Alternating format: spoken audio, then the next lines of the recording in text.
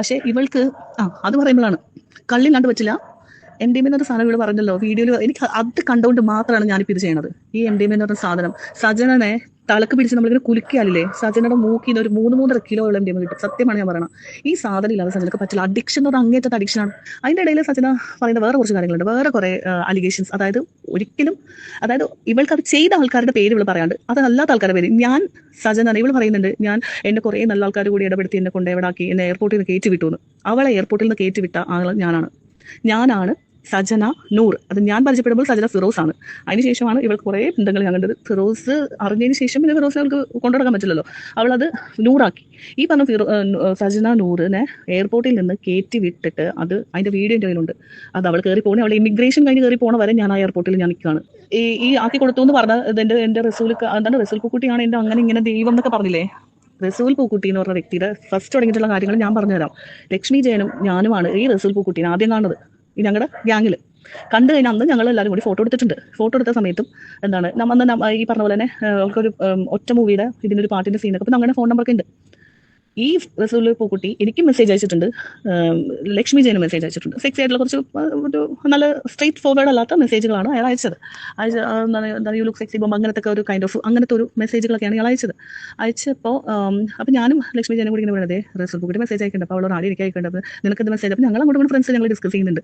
ഇതെല്ലാം കഴിഞ്ഞതിന് ശേഷം ലക്ഷ്മി ജയൻ നാട്ടിൽ വന്നതിന് ശേഷമാണ് റെക്കോർഡിങ്, ഒറ്റ മൂവിയുടെ പാട്ടിന്റെ റെക്കോർഡിങ്ങിനാണ് സജനനുമായിട്ട് പോയത്. സജനനുമായിട്ട് പോയപ്പോൾ അന്നാണ് അവിടെ ഇവളിങ്ങനെ വെയിറ്റ് ചെയ്ത് നിൽക്കുമ്പോഴാണ് റസൂൽ പൂക്കുട്ടി അവിടെ ചെല്ലണതും ഇവർ തമ്മിൽ കാണണതും നമ്പർ കൈമാറുന്നതും എല്ലാം ആ സമയത്താണ്. അതിനുശേഷം ഇയാൾ ഞങ്ങൾക്ക് അയച്ച പോലത്തെ മെസ്സേജ് സജനക്കും അയച്ചു. സജന ഈ പറഞ്ഞ പോലെ തന്നെ ഈ ഈ കാലം നീട്ടി വെച്ചുകൊണ്ടിരിക്കുന്ന സജന വീഴാൻ വേണ്ടിയിട്ട് ഏതൊരാണോ എന്നാലും സജന വീഴും. സജന നല്ല പ്രേമരമാണ്. അതൊക്കെ ഞങ്ങൾ ലിറ്ററലി ഞങ്ങളുടെ കണ്ണുകൊണ്ട് കണ്ടിട്ടുണ്ട് അങ്ങനത്തെ കാര്യങ്ങളൊക്കെ. അതിന്റെ പ്രൂഫ് അടക്കം എന്നോട് ചോദിച്ചാൽ ഞാൻ തരാം ഇതിന്റെ പ്രൂഫ് എല്ലാം. റസൂൽ പൂക്കുട്ടികൾക്ക് മെസ്സേജ് അയക്കുന്നു. അപ്പം ഞങ്ങൾ എല്ലാവരും കൂടി കളിയാക്കുന്നുണ്ട്, സജന നിനക്ക് അയച്ച പോലത്തെ മെസ്സേജ് എനിക്കും ലക്ഷ്മിക്കൊക്കെ അയച്ചിട്ടുണ്ട്, അപ്പോൾ ഇതുപോലെ എത്ര പേര് അയച്ചിട്ടുണ്ടാവും. അപ്പൊ അല്ല, എന്നോട് ഭയങ്കര സ്നേഹമാണ്, എന്നോട് ഭയങ്കര പ്രേമമാണ്, അവൾ അങ്ങനെ തന്നെയാണ് പറഞ്ഞത്. ഇന്ന് സജന ഫിറോസ് ആണ്. അപ്പൊ ഈ ഫിറോസ് വിളിക്കും, വീഡിയോ കോളിൽ വിളിക്കുമ്പോൾ അപ്പം ഫിറോസ് വീഡിയോ കോൾ വിളിക്കുമ്പോഴത്തേന് റസൂൽ പൂക്കുട്ടി ഉറങ്ങണമായിരിക്കും. അപ്പോഴാണ് വീഡിയോ കോൾ ആണോ ശല്യം വിളിക്കേണ്ടെന്നുള്ള രീതിയിലാണ് ഇവിടെ ഫിറോസിന്റെ ഫോൺ എടുക്കണം. പക്ഷെ ഫോൺ എടുത്തതിന്റെ ടോക്ക് മാറി. കാന്തന്റെ വിശേഷം. അപ്പൊ ഞങ്ങൾ തന്നെ ഇവളോട് ചോദിച്ചിട്ടുണ്ട്, അല്ല മോളെ നിനക്ക് സത്യത്തിൽ എന്താ നിന്റെ പ്രശ്നം എന്ന് ഞങ്ങൾ എല്ലാവരും ചോദിച്ചിട്ടുണ്ട്. അപ്പോൾ ഇവള് ഈ ഫിറോസ് എന്ന് പറയുന്ന വ്യക്തിയുടെ അടുത്ത് വീഡിയോ കോൾ സംസാരിച്ച് ശരി ആ കുഴപ്പമൊന്നുമില്ല, ഇവിടെ എല്ലാം ഓക്കെയാണ്, ആ ശരി എന്ന് പറഞ്ഞ ഫോൺ വെച്ചിട്ട് ഇവളെന്താക്കും, റസൂൽ പൂക്കുട്ടിയോട് സംസാരിക്കും. ഈ റസൂൽ പൂക്കുട്ടി പല പ്രാവശ്യവും പറഞ്ഞിട്ടുണ്ട്, സജന ഞാൻ എൻ്റെ ഫാമിലിയുടെ കൂടെ ഇരിക്കുമ്പോൾ ഇങ്ങനെ വിളിക്കരുത്, എനിക്കത് പ്രശ്നമാണ്, എന്നെ വിളിക്കരുത്, എൻ്റെ ഭാര്യ അറിഞ്ഞാൽ അത് പ്രശ്നമാകും. പക്ഷെ ഇവൾക്ക് അത് പറയുമ്പോഴാണ് കള്ളില്ലാണ്ട് പറ്റില്ല.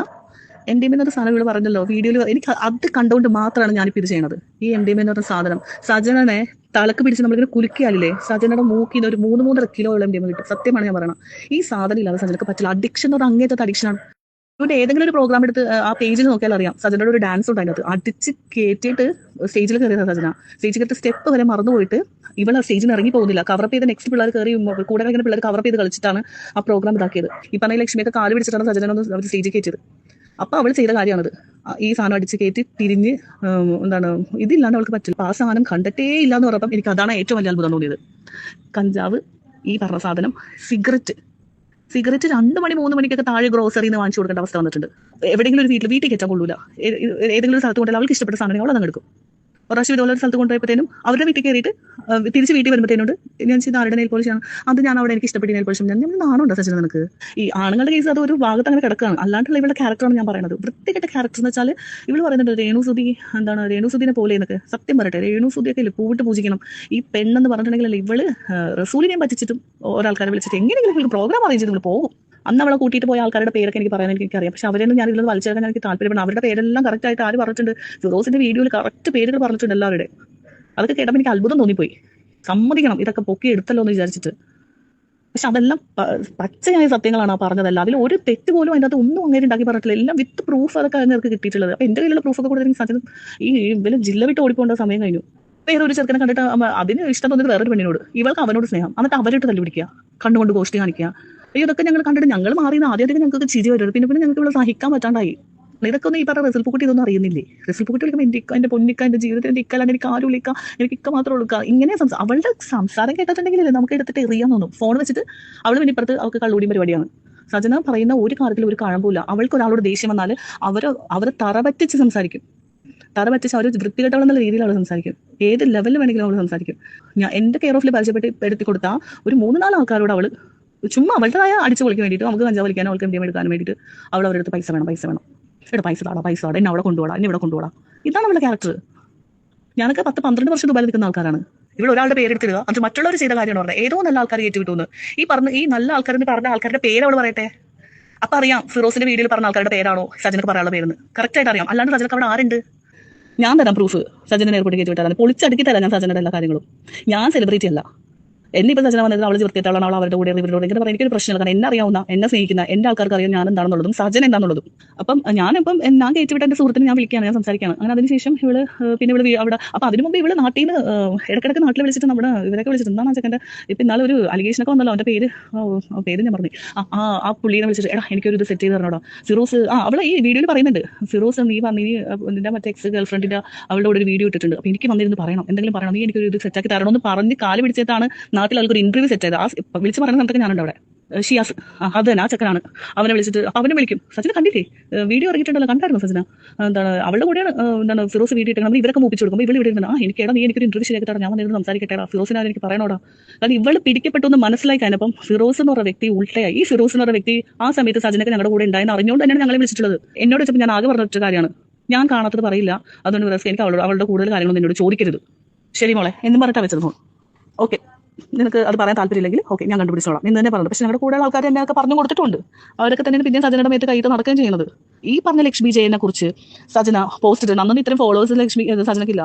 അന്ന് ഇവൾ ഫ്രോഡാണ്, കുടുംബം കലക്കി എന്ന് പറഞ്ഞിട്ട് ലക്ഷ്മിയുടെ ഫോട്ടോ വെച്ച് അവളുടെ ആ ഫോട്ടോയുടെ നടുക്ക് ഇങ്ങനെ എഴുതിയിട്ട് അവൾ പോസ്റ്റ് ചെയ്തിട്ട് ഈ റസൂൽ പൂക്കുട്ടി ഏതോ ഒരു അവാർഡ് ഫംഗ്ഷനിൽ ഇരിക്കുന്ന ഇയാൾ എന്നെ വിളിക്കല്ലേ സജന എന്ന് പറഞ്ഞ് പോയ ആൾ അവിടെ നിന്ന് വിളിച്ചുകൊണ്ടിരിക്കുന്നത്. ഇപ്പൊ തന്നെ വീഡിയോ പോസ്റ്റ് ചെയ്യും. ലക്ഷ്മി വിളിച്ചത് കരച്ചിലാണ്. വീഡിയോ നീ ഇപ്പൊ തന്നെ ഡിലീറ്റ് ചെയ്യുന്ന പറഞ്ഞിട്ട് ഇയാൾ എന്താണ് എൻ്റെ അടുത്ത് പറഞ്ഞു ബോംബെ പോയപ്പം. അപ്പം ഞങ്ങൾ ഒരു ബിസിനസ് സ്റ്റാർട്ട് ചെയ്യാനായിട്ട് ഞാനിവിടെ വേറൊരു കുട്ടിയുണ്ട്. അപ്പം അവൾ നല്ലൊരു മര്യാദക്കാരി കൊച്ചാണ്. അപ്പം ഇവരൊക്കെ ഒറ്റ ഗ്യാങ്ങാണെങ്കിൽ പോലും ഇവളുടെ ക്യാരക്ടർ ആരും എന്താ പറയുക അനുകരിക്കുന്ന ആൾക്കാരല്ല. ഇവളുടെ ഗ്യാങ്ങിലുള്ള ആൾക്കാരൊക്കെ പൊട്ടകളും അല്ല. അത് അപ്പം ഞങ്ങൾ ഞങ്ങൾ എല്ലാവരും കൂടി ബിസിനസ് സ്റ്റാർട്ട് ചെയ്യാൻ പ്ലാനൊക്കെ ചെയ്തിട്ട് ഞങ്ങൾ ബോംബെ പോകുന്നു.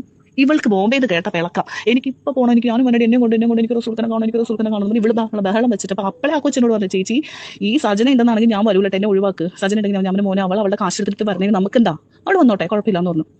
അങ്ങനെ അവിടെ ചെന്നപ്പോഴാണ് റസൂൽ പറയണത്, നിങ്ങളൊരു ബിസിനസ് തുടങ്ങുകയല്ലേ, സജനയുടെ പ്രശ്നങ്ങളൊക്കെ അറിയാലോ, സജനയുടെ പ്രശ്നങ്ങൾ കറക്റ്റായിട്ട് അറിയാവുന്ന ആൾക്കാർ തന്നെ ഞങ്ങൾ. എന്ത് പ്രശ്നം? അവൾക്ക് ആണുങ്ങളുടെ കേസ് മാത്രമുള്ള പ്രശ്നം. അപ്പോൾ നിങ്ങളൊന്ന് ഇവളൊന്ന് ഇതിലൊന്ന് ചേർക്കാമോ എന്ന് വെച്ചപ്പം മറ്റേ കൊച്ചിന്റെ കയ്യിൽ കയറി പിടിച്ചു. ഞാൻ പറഞ്ഞ് ഓക്കെ കുഴപ്പമില്ല ശരി എന്ന് അങ്ങനെ തന്നെയാണ് പറഞ്ഞത്. അത് ഇയാളുടെ സ്റ്റുഡിയോ വെച്ചിട്ടാണ് ഈ സംഭവം നടക്കുന്നത്. ഇയാൾ ഇല്ലാത്ത സമയത്ത് ആ സ്റ്റുഡിയോയിൽ അയാളുടെ കസേര കയറി ഇരിക്കുക, കറങ്ങുക. ആ സ്റ്റുഡിയോയിലുള്ള ആൾക്കാർക്ക് എല്ലാവർക്കും അറിയാം സജന. എന്നിട്ട് ബിസിനസ്സിൽ എടുക്കാം എന്ന് പറഞ്ഞിട്ട് പോലും ഞങ്ങൾ മൂന്നരും ഈ രാവിലെ എഴുന്നേറ്റിട്ട് സൂറത്തിലും അവിടെ ഇവിടെയൊക്കെ പോയിട്ട് മെറ്റീരിയൽ കളക്ട് ചെയ്യും. ഇത് തപ്പിയൊക്കെ വൈകുന്നേരം ഇവർ രണ്ടൊരു റൂമിലാണ്. ഇവർ ഭയങ്കര എൻജോയ്മെന്റാ. ബിസിനസ് ചെയ്യാൻ വേണ്ടി അവിടെ ദുബായിൽ വന്ന സജന എപ്പോൾ നോക്കിയാലും എന്റെ വിളിച്ചില്ല, എന്റെ കുട്ടിക്ക് വിളിച്ചില്ല, എന്റെ പൂക്കുട്ടിക്ക് വിളിച്ചില്ല എന്ന് പറഞ്ഞ് ഭയങ്കര ബഹളം. ഇവർക്ക് ഈ ബിസിനസിന്റെ കാര്യത്തിലൊന്നും നല്ല ശ്രദ്ധ. അതിൻ്റെ ഇടയിൽ ഇയാൾ എന്നെ വിളിച്ച് പല പ്രാവശ്യം പറഞ്ഞിട്ടുണ്ട്, സജന തലവേദനയാണ്, ഒന്ന് പറഞ്ഞ് മനസ്സിലാക്കി കൊടുക്കോ, എനിക്ക് പുള്ളിക്കാരത്തിന് എനിക്ക് സഹിക്കാൻ പറ്റുന്നില്ല, ഇവൾ വല്ലാത്തൊരു ക്യാരക്ടറാണ്, ടോക്സിക് ക്യാരക്ടറാണ് എന്നൊക്കെ എൻ്റെ അടുത്ത് പറഞ്ഞിട്ടുണ്ട്. അങ്ങനെ ഈ സജന ഇതെല്ലാം കഴിഞ്ഞിട്ടാണ് നാട്ടിൽ കയറി വന്നു. ഷാലു എന്ന് പറയുമ്പോൾ കൊച്ചുമായിട്ട് കൂട്ടുകൂടിയപ്പോഴത്തേനും ഒരു ദിവസം ഈ ഷാലുവിന്റെ വീട്ടിലാണ് പിന്നെ സജന നിൽക്കണം തോന്നുന്നത്. കാരണം ഇവളെ മാനേജർ എന്നൊക്കെ പറഞ്ഞിട്ട് കൊണ്ടുവന്ന് വെച്ചത്. ഇവളെ ഈ നാട്ടിൽ നിന്ന് ഒരു ക്രിസ്മസിന്റെ സമയത്ത് ഈ രണ്ട് മക്കളെയുമായിട്ട് അവൾ ഷാലുവിന്റെ വീട്ടിൽ ചെന്നപ്പോൾ എന്നിട്ട് എന്നെ വിളിച്ചത് കരഞ്ഞോട്ട് വിളിക്കണേ, എടാ എനിക്കൊരു പ്രശ്നം ഉണ്ടടാ, എന്നെ ചിന്ത പറ്റി, എടാ ഷാലുവിന്റെ വീട്ടിലെ പട്ടിക്കുട്ടികളെ എൻ്റെ മക്കള് ഇതാക്കണം എന്ന് പറഞ്ഞിട്ട് കൊച്ചുങ്ങളെ കൂടെ വീട്ടിലാക്കിയിട്ട് വേണമെങ്കിൽ നിന്നാൽ മതി, പിള്ളേരെ മറ്റു ഇവിടെ നിൽക്കാൻ പറ്റില്ല എന്ന് ഷാലു ഇറക്കി വിട്ടു എന്ന് പറഞ്ഞു. നീ എൻ്റെ വീട്ടിലോട്ട് ചെല്ലുന്നു. ഞാൻ വീട്ടിൽ വിളിച്ച് പറഞ്ഞു. അങ്ങനെ അവൾ വീട്ടിൽ വന്നു, 2 ദിവസം നിന്നു പോന്നു. ഇതിൽ കൂടുതൽ എങ്ങനെ ഒരാളെ ഹെൽപ്പ് ചെയ്യേണ്ടതെന്ന് എനിക്കറിയില്ല. അന്നത്തെ നന്ദിയില്ലാത്ത വർത്താനം എനിക്ക് ആ ഒരു ഇതിലൊക്കെ എനിക്ക് ഭയങ്കര ഞാൻ പണ്ടേക്ക് ഞാൻ ഈ വീഡിയോ കിട്ടാനായിരുന്നു. കൂടെ നിന്ന് ചതിക്കാൻ ഇതുപോലത്തെ ഒരു കൂട്ടുകാരി പറയില്ല, കൂടെ നിന്ന് ചതിക്കാൻ. നമ്മളോട് സംസാരിക്കുമ്പോൾ ഇപ്പുറത്തെ കോളിൽ ഇട്ടിട്ട് മറ്റുള്ളവരെ കേൾപ്പിച്ച് കൊടുത്തിട്ട് എടി സോറി എടി അറിയാണ്ട് പറ്റിപ്പോയി അത് എൻ്റെ കൈ തട്ടി കോള് പോയതാണ് അങ്ങനെ വരെ പറയാനായിട്ട് ഒരു ഉൾപ്പില്ലാത്തവളാണ് സജന. ഒക്കെ എൻ്റെ ജീവിതത്തിൽ നടന്നിട്ടുള്ള കാര്യങ്ങളാണ്. എന്നിട്ട് എല്ലാം തമ്മിൽ തല്ലിപ്പിക്കാൻ നോക്കുക. അയ്യോ എൻ്റെ ദൈവമേ, ഞാൻ എൻ്റെ ലൈഫിലൊക്കെ ഈ സാധനങ്ങളൊക്കെ എൻ്റെ ജീവിതത്തിൽ ഇറങ്ങിപ്പോയപ്പോഴാണ് ഞാനൊന്ന് ഓക്കെ ആയത്. സത്യം പറയട്ടെ, ഈ നെഗറ്റിവിറ്റി ഇതെല്ലാം ചെയ്ത് വെച്ച് പവിത്രയായ സജന വേറെ ഏതെങ്കിലും പെൺകൊച്ചുങ്ങൾ പറയാം അവൾക്ക് അവിഹിതമാണ്, അവൾ ആണിന്റെ കൂടെയാണ്, അവൾ ഈ ആണിന്റെ കൂടെയാണ്, അവൾ മറ്റാളിന്റെ കൂടെ. എന്തിനാണ് പറയണേ? ഇവൾ ആരുടെ കൂടെയാണ് അവൾ ആദ്യം ചിന്തിക്കണ്ടേ? എന്നിട്ട് റസൂൽ പൂക്കുട്ടിയിൽ ഒതുങ്ങിയോ? അവൾ അവയാളിൽ ഒതുങ്ങാൻ പോണില്ല. MDMA വലിച്ചു കയറ്റണ സജനയില്ലേ, ഞാൻ എൻ്റെ പൊന്നെ ഞാൻ ഇട്ട് കണ്ടുണ്ട്. ഞാനെല്ലാം ആവശ്യം വന്നാൽ എല്ലാം എടുത്ത് ഞാനിടും. വലിച്ചു കയറ്റണതും കിറങ്ങി നടക്കണതും പാട്ട് പാടണതും ബോധമില്ലാണ്ട് കറങ്ങണതും ഒക്കെ ഉണ്ട്. ഇതൊക്കെ നമുക്ക് ചെയ്യാൻ അറിയില്ലാഞ്ഞിട്ടല്ല. പക്ഷേ ഒരാളെ കുറ്റപ്പെടുത്തുമ്പോൾ, അതായത് ഇപ്പം അവൾക്ക് ജയിക്കാൻ വേണ്ടി ഇവള് തന്നെ ഇവളുടെ വീഡിയോയിൽ കൊണ്ടുവന്നിട്ട് റസൂൽ പൂക്കുട്ടിയെ പേടിപ്പിക്കാൻ വേണ്ടി ഓരോന്നിടും. എന്നിട്ട് അവൾ തന്നെ ഡിലീറ്റ് ചെയ്യും. അത് എതിർക്കുന്ന ഇപ്പുറത്തേക്കുന്ന ഇങ്ങനെ പൊട്ടനെ പോലെ ഇങ്ങനെ നോക്കിക്കൊണ്ടിരിക്കണം. ആർക്കാണെങ്കിലും ഒരു ദിവസം പ്രതികരിക്കാൻ തോന്നൂലേ? അത് തന്നെയാണ് ഇപ്പോഴും തോന്നിയത്. എനിക്കിതൊക്കെ പറയാണ്ട് എൻ്റെ ഉള്ളിൽ ഇങ്ങനെ വെച്ചോണ്ടിരുന്ന നമ്മളവിടെ ആലോചിച്ച് ഒരാളുടെ വൃത്തികെട്ട ക്യാരക്ടർ അറിഞ്ഞു വെച്ചുകൊണ്ട് ഇവിടെ വന്നിരുന്ന ഒരു വീഡിയോ നമ്മൾ കാണുമ്പോൾ അവളിങ്ങനെ മെഴുകണ കാണുമ്പോൾ നമ്മൾ വിചാരിക്കും അറിയാണ്ട് പറഞ്ഞു പോണതാ. എനിക്കിത് പറയാണ്ട് വേറെ ഓപ്ഷൻ ഇല്ല.